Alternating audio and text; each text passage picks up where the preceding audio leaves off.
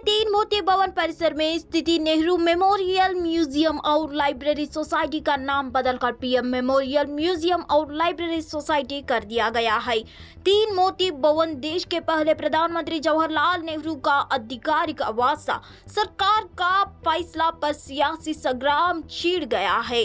कांग्रेस ने जहां इसे बीजेपी की ओछी मानसिकता करार दिया, तो बीजेपी ने पलटवार करते हुए कहा कि नाम बदला जाना राजनीति से परे ये कोशिश है।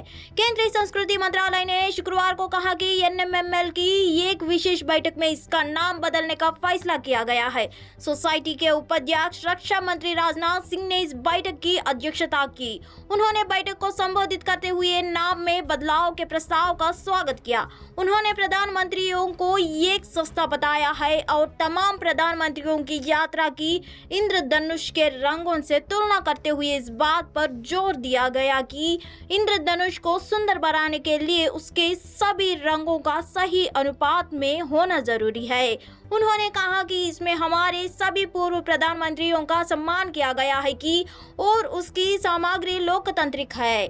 कांग्रेस ने कहा, फैसले नेहरू का कद घटेगा नहीं। कांग्रेस अध्यक्ष मल्लिकार्जुन खड़गे ने इस फैसले को बीजेपी सरकार की ओछी सोच करार दिया। उन्होंने कहा, जिनका अपना इतिहास नहीं है वे दूसरों के इतिहास मिटाने चले हैं। सरकार के कदम से बीजेपी संघ की ओछी मानसिकता और तानाशाही रवैया की झलक मिलती है। नेहरू मेमोरियल का नाम बदलने से पंडित नेहरू की शख्सियत को कम नहीं किया जा सकता है। कांग्रेस में मीडिया प्रभारी जयराम रमेश ने कहा कि संकीर्णता और प्रतिशोध का दूसरा नाम मोदी है। मोदी भारत के शिल्पकार के नाम और विरासत को नीचा दिखाना और नष्ट करने के लिए क्यों नहीं करेंगे। बीजेपी बोली, कांग्रेस समझे परिवार से परे भी नेता है। बीजेपी अध्यक्ष जेपी नड्डा ने कहा कि नया प्रधानमंत्री संग्रहालय और पुस्तकालय सोसाइटी राजनीति से परे ये प्रयास है। कांग्रेस के पास इसे महसूस करने के लिए दृष्टि नहीं है। कांग्रेस इस सच्चाई को स्वीकारने के अक्षम में है कि एक परिवार से परे भी ऐसा नेता है जिन्होंने राष्ट्र की सेवा और उसका निर्माण किया। उन्होंने कहा कि प्रधानमंत्री संग्रहालय में हर पीएम को सम्मान मिला है और पंडित नेहरू से संबंधित हिस्सों में कोई बदलाव नहीं किया गया है।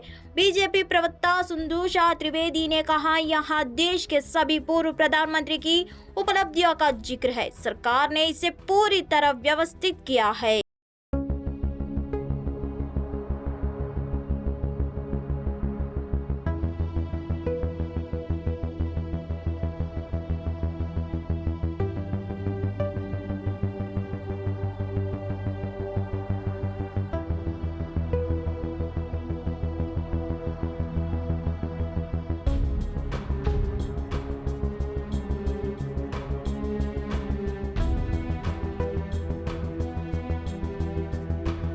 But this place has had a certain name and reputation for decades.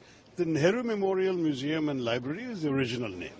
Now you're changing it into a museum of all prime ministers, that's fine. But you can still keep the words Nehru Memorial. He was the first prime minister, the longest serving prime minister, the man who in many ways laid the foundations for what India was all about. Why can't we leave the past in the past, acknowledge what has happened and move on? So call it the Nehru Memorial Prime Minister's Museum.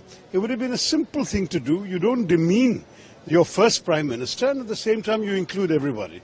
But unfortunately that spirit of compromise seems to be missing. It's all about knocking things down rather than building things up. नाम बदल के प्रधानमंत्री जी ने एक बार पुनः ये बता दिया देश को कि वह छोटे मन के व्यक्ति हैं। और मैं याद दिलाना चाहता हूं उन्हीं को, क्योंकि वह तो वाजपेयी जी को भी भूल गए।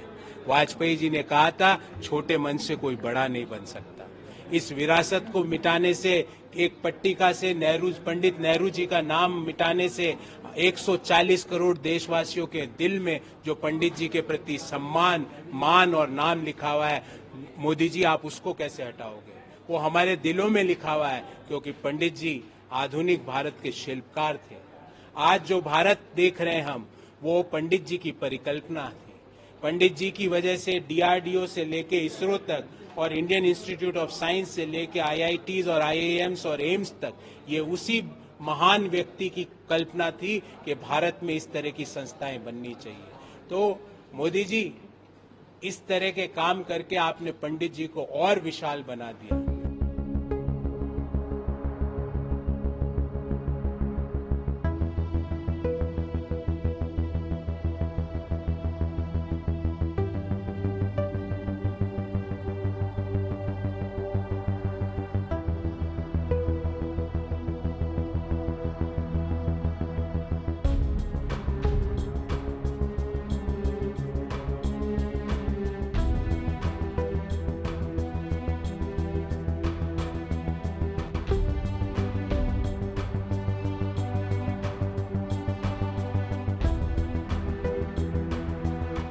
आज तो महापरिक्रमावादी खड़गे साहब कांग्रेस चला रहे हैं। मैं उनसे पूछना चाहता हूं,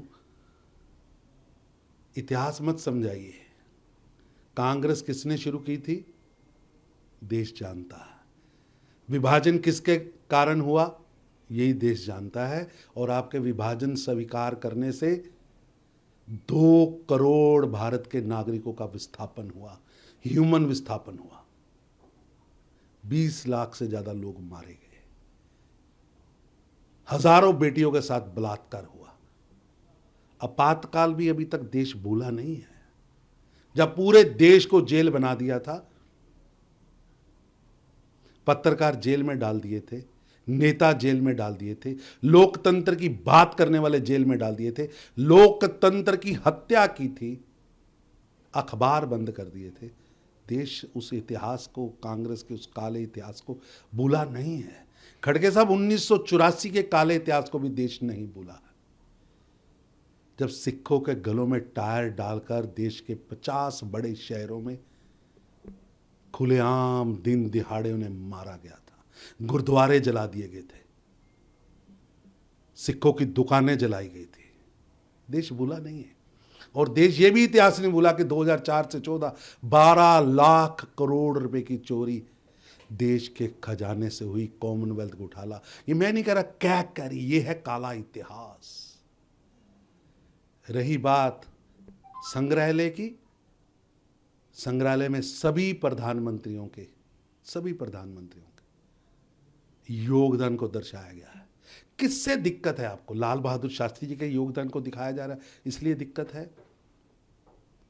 कि नरसिम्हा राव जी के योगदान को दिखाया जा रहा है, उससे दिक्कत है? कि मनमोहन सिंह जी के योगदान को दिखाया जा रहा है, उससे दिक्कत है? कि चंद्रशेखर जी के, आपकी सरकार की सपोर्ट वाले प्रधानमंत्री जी के इतिहास को दिखाया जा रहा है, योगदान को दिखाया जा रहा है, उससे दिक्कत है?